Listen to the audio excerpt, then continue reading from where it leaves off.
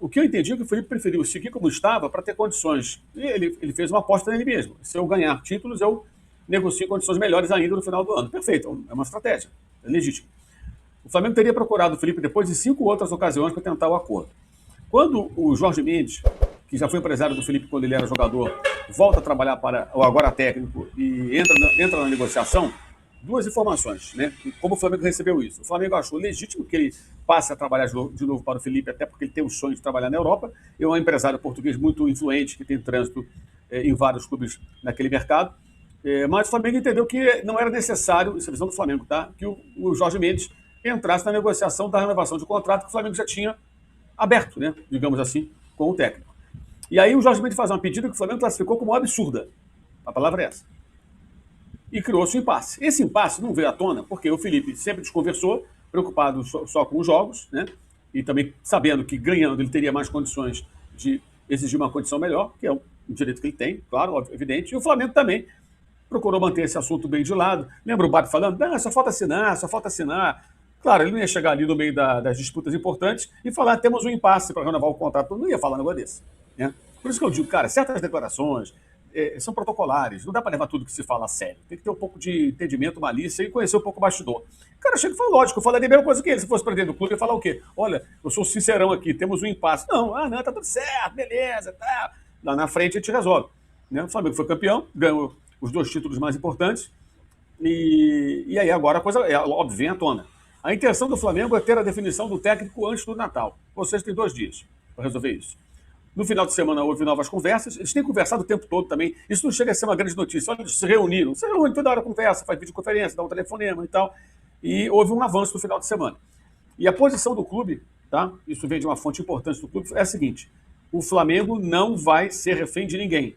Ou seja, se qualquer um, não é só o Felipe, técnico, empresário, chegar e falar, olha, é isso aqui ou nada, se o Flamengo achar que não é o caso, tchau. E o Boto, que é quem tem que ter nomes alternativos se porventura não houver acordo, já teria plano B e C, pelo que me passaram. Ou seja, teria nomes alternativos. E é a obrigação dele ter esses nomes, ele tem que ter. Óbvio, isso é parte do trabalho dele, gente. Não significa não querer que o Felipe continue. Mas se tem um impasse, a obrigação do dirigente, que é o chefe do departamento de futebol, é ter nomes alternativos, né? É que nem contratação. Eu quero contratar o João da Silva para ser meu centroavante. O João da Silva não vem, eu tenho o Manuel, o Pedro, o Joaquim. Eu tenho que ter o plano B, C, D. Não posso ter um nome só. É a mesma coisa com o técnico. Minha intuição, minha informação, a intuição, eu acho que vai acertar.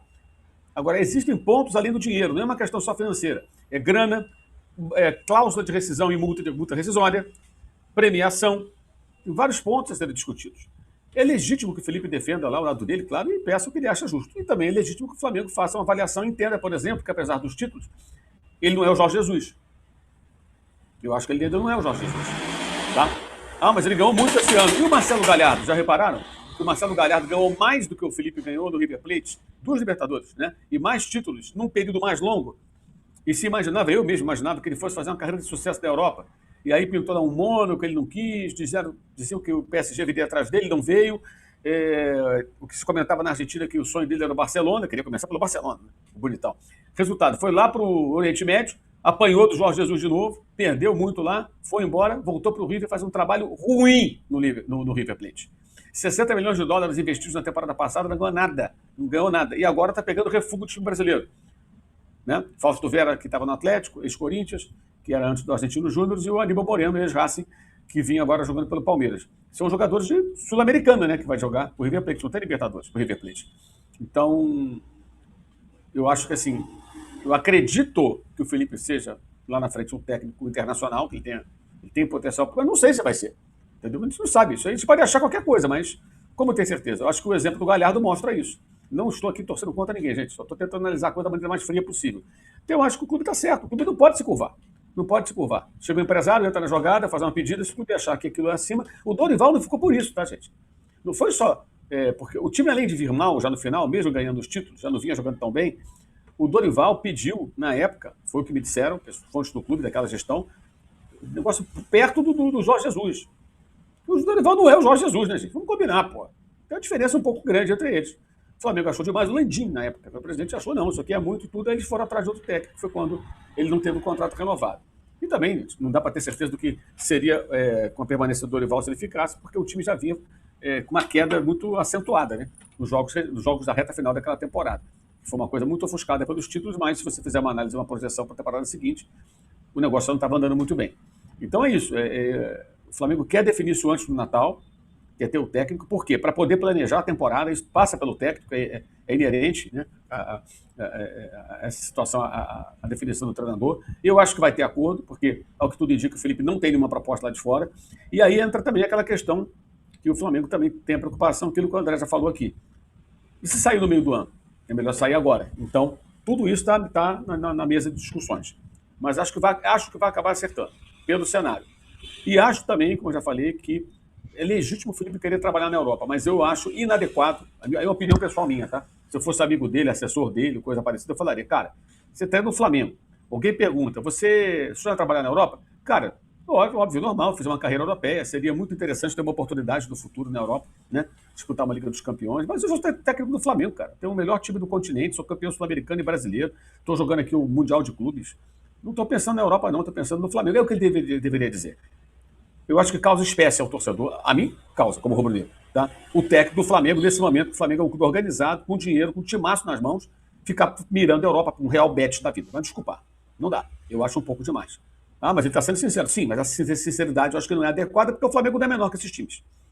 Então, uma coisa assim, a forma que é colocada, eu acho inadequada, eu não acho legal. Eu não acho legal. O técnico do Flamengo falar assim, como eu acho um absurdo o que o José Boto falou lá pro Jornal Ás, né? Daqui a um ano ele vai estar preparado para a Europa. É uma pinóia preparado para a Europa. O cara que fala pelo Flamengo fala um troço desse, negócio desse. O cara dirigente do Flamengo. Tem que defender o interesse do Flamengo. Que ele pense isso, tudo bem, mas que ele dissesse, olha, eu não sei se é 1 ano, 2 anos, eu quero ir no Flamengo, nós queremos renovar o contrato, o Felipe é o técnico do Flamengo. A Europa é uma pinóia, a Europa, o time da Europa que se dane. Sabe, parar com essa coisa. Cara, esse é um complexo de vira-lata total. Sabe? Você achar que treinar o Flamengo é menor que treinar um time médio da Europa. Repito o que eu falei no começo, para quem chegou agora. Uma coisa é você falar daquela elite, aquela casta dos times ricos e globais, de torcida no mundo inteiro. É óbvio, né? É óbvio que Real Madrid, os gigantes ingleses, Bayern de Munique. Os italianos eu questiono já, tá? Acho que tem muita história, camisa, mas até. Pega o Milan hoje. Até o faturamento do Milan é próximo do Flamengo. O que o Milan ganha? O Milan é um coadjuvante na Europa. A Inter até consegue chegar em final de Champions League. Chegou em 2. Perdeu as 2, uma de goleada, mas chegou. Ainda faz um brilhareco. A Juventus caiu muito. Roma e Lazio são clubes médios. E o Milan, que é o maior campeão europeu entre os italianos, segundo, né, atrás só do Real Madrid, há muito tempo vive do passado. O Milan, né? Olha, se lembrar do Milan em seus grandes momentos, é um fato. É um fato. Então, assim, você vai para lá para brigar pelo Copa Itália, Série A da Itália, de repente você vai brigar, mas não vai brigar pelo título europeu. Não vai brigar. Não vai brigar. Não tem time para isso, não tem investimento para isso. Então, assim, tem várias questões aí que entram nessa discussão, sabe? Agora, é lógico, ele tem todo o direito de querer ir para onde ele quiser. Só acho que enquanto ele trabalha no Flamengo, a maneira que é colocada, eu entendo que ele está sendo sincero, mas eu acho que é um pouco inadequado. Eu vou mais longe, eu acho que o pensamento é inadequado. Peraí, você está no Flamengo, meu irmão? Porra! No Flamengo não é o Flamengo que o André lembrou aqui, não, da época da bagunça lá, que não pagava ninguém. Então, não, é o Flamengo organizado. O time que ele tem nas mãos, o que ele pode vir a fazer, e os jogadores que virão certamente agora, as contratações que o Flamengo pode fazer. Então, sabe, eu acho que isso não acho muito legal, não. Não acho muito legal, não. Se eu não acho muito legal, eu imagino que deve pensar esse pessoal dentro da diretoria, né? Enfim. E aquela coisa, por que isso tudo? O BAP fala em ganhar a porra toda, que tem muita gente que fica com raiva. A diferença que eu vejo do BAP para outros dirigentes é que ele é bem transparente com relação a isso. Eu conversava com um amigo meu, Felipe, esse final de semana, ele falou uma coisa bem interessante. Ele falou, mano, é engraçado, né? O dirigente lá do Grêmio, o CEO do Grêmio lá, falando, que o Flamengo quer ganhar tudo. Aí esse cara comentava comigo, porra, a Leila Pereira quer o quê? Eu quero ganhar hoje, perder amanhã, para ter equilíbrio. Não, ela quer ganhar tudo também, pô. E qualquer um que tiver um time forte quer ganhar tudo. Ora, bola, se pega o Grêmio amanhã e coloca lá no Grêmio uma injeção de grana e grandes jogadores, o que ele vai falar? Vai querer ganhar tudo, o Gaúcho, a Copa Gaúcha, a Copa do Brasil, o Brasileiro, Libertadores, o Mundial, tudo. Se tiver um torneio interplanetário, vai querer ganhar também. Todo mundo é assim, gente. A diferença é que o BAP, gosta ou não dele, não estou aqui fazendo apologia ao dirigente, não. Ele é muito direto, cara. Ele fala da maneira que os outros não falam. Pensam todos iguais. Todos pensam assim. Todo mundo que tem a possibilidade de ganhar vai querer ganhar tudo. Só que ele fala de uma maneira muito direta. E aí isso causa espécie nas pessoas. Mas é todo mundo igual. Ora, bolas. Imagina, alguém consegue imaginar a Leila Pereira falando, nós montamos um time de 700 milhões de reforços para ganhar um título esse ano, mas pelo equilíbrio. Amanhã o Palmeiras... Deixa o coleguinha ganhar. Deixa o coleguinha ganhar porra nenhuma, então ele quer ganhar tudo, porra. É óbvio, ela quer ganhar, não conseguiu esse ano, já ganhou em outros anos, aí ganhou vários títulos, é assim que a vida funciona. Aí fica esse milindre, porque o presidente do aspas, malvadão, quer ganhar tudo. Lógico, todos querem. Todos querem. O Real Madrid, quando não ganha tudo, a chapa esquerda, o Xabi Alonso tomando pancada até quando ganha os jogos. Ele é criticado. Tem o Real Madrid é um lema, tem que ganhar tudo. Não consegue ganhar tudo, ninguém consegue. Mas o lema é esse. Time grande é assim. Então, é uma pegada até muito hipócrita essa, né? De, sabe, ficar demonizando quem quer aquilo que todo mundo quer. Só que ele tem a possibilidade de pensar em ganhar tudo, porque o Flamengo trabalhou para isso, né? Trabalhou para isso. E eu acho que o Felipe deveria refletir um pouco sobre essa questão. Legítimo querer trabalhar na Europa, ele é um personagem forjado na Europa, tem o passaporte brasileiro, mas ele é um europeu como futebolista, na minha visão. Ele é ótimo, ele faz um belo trabalho, mas ele já está numa posição muito nobre do mercado. Treinar o clube de regatas do Flamengo não é pouca coisa, não. E é muito mais, mas muito mais do que treinar a massacrante maioria dos times europeus. Não tem comparação. Tirando, claro, a casta daquela elite rica e com torcida até lá no Cazaquistão, sei lá onde, todo canto tem torcida, são times globais. Com esses, evidentemente, não dá para competir.